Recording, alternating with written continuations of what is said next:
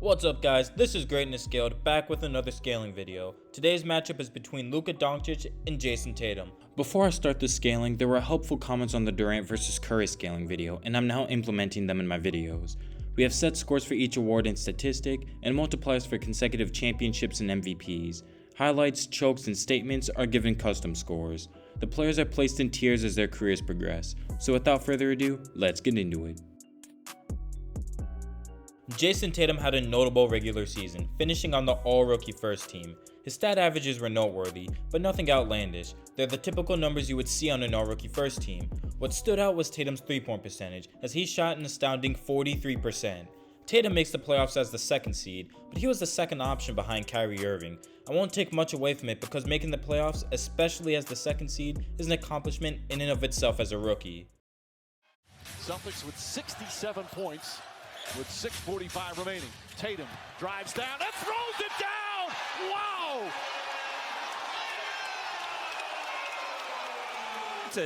LeBron James. So he finishes it, and then he goes right up to him. Tatum had one of the most unpredictable rookie playoff runs ever. Tatum, along with the young, undermanned Celtics, defeated a Giannis-led Bucks in 7 games. Albeit Tatum was the fourth best option in that series.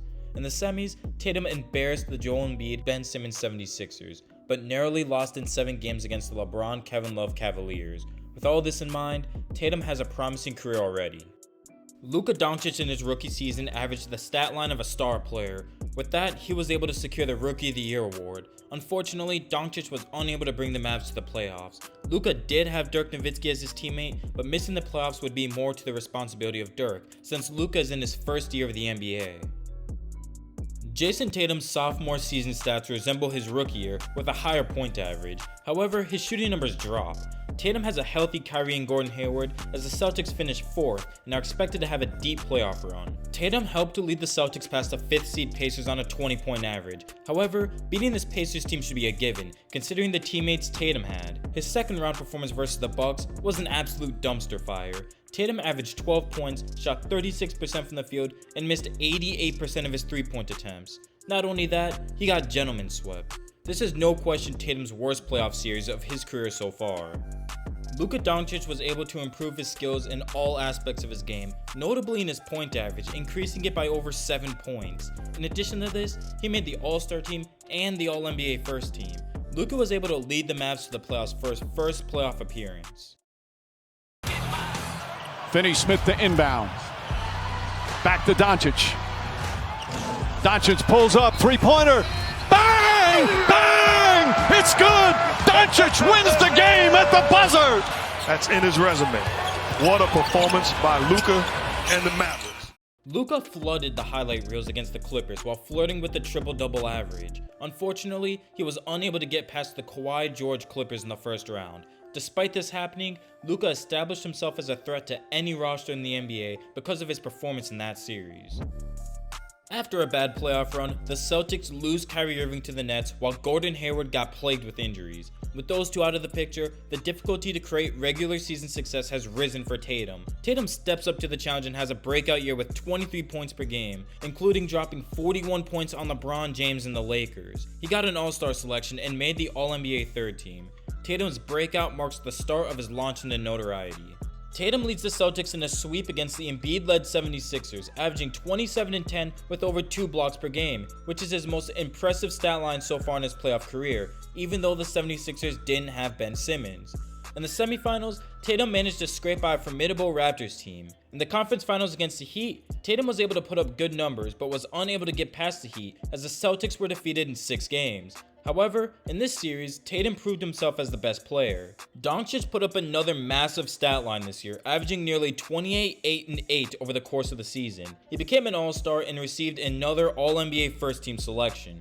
Although Luka was eliminated by the same team in the first round again, Luka had an insane series versus the Clippers. He averaged 35.7 points per game on great efficiency. Although I would have liked it if Luka took some initiative on guarding Kawhi himself since he was shooting 60% the entire series. I know Luka handles the ball the majority of the time, which consumes a lot of energy, but sometimes you have to break your limits to achieve your goals. For Jayson Tatum, it's just more of the same. He dropped many of his highest scoring games in his career this season, including a 60-point show against the Spurs. On top of this, Tatum put up the first triple-double of his career. Despite being such a great scorer while leading the Boston Celtics, they only managed to scrape by as the 7th seed, meaning they'd have to be in the play-in tournament. Versus the Nets, he put up nearly 31 points per game. He played relatively good defense, especially with a few blocks on Durant's jumpers. Jayson dropped a 40 and 50 point game this series, but also dropped a 9-point game. The lack of consistency in a star leader can throw off the entire postseason for a team, which contributed to the Celtics losing in 5 games. But either way, Tatum was alone while he faced Durant, Kyrie, and Harden. You can't blame Tatum too much when he's facing that many All-Stars without a single All-Star on his roster.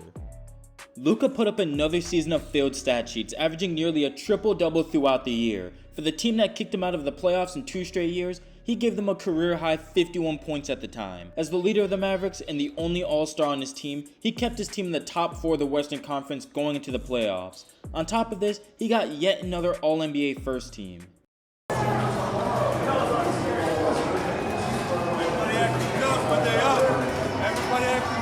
Quotes like that with winning results always boost the player's legacy. Particularly in this case, Luka performed a brutal malicious beatdown, best described as the Luka special on the Suns. Coming back 2-0 and dropping 35 on 63% shooting in Game 7, defeating the Booker Paul Suns is nothing short of special. In the conference finals, Luka was unable to will the Mavs past the eventual championship Warriors. But being able to get to the Western Conference Finals without a single All-Star is a huge accomplishment. Jayson put up over 25 30-point games this year, including 54 versus the Nets, which isn't even his career high. He finally established himself as one of the elite scorers in the league, with a real potential of becoming the scoring leader in the near future. Getting voted in as an All-Star, being placed on the All-NBA first team, and leading Boston into the playoffs as a 2 seed, it's safe to say that Tatum has made himself into a star.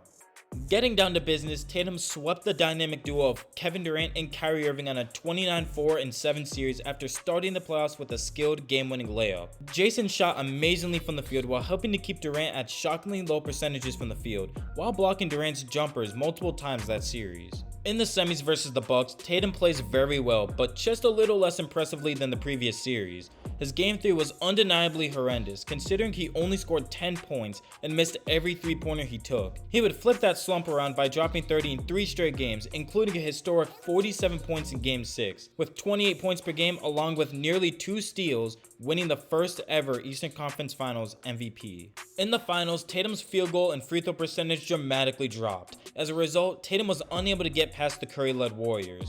I believe that these finals will give Tatum great experience, just like how the Clippers series gave Luka experience to handle the Suns while being down 2-0. Well, that's it for this video. Who do you think should be the MVP? Let me know down in the comments below. If you enjoyed the video, leave a like and subscribe. It helps the channel. Greatness Scaled, signing off.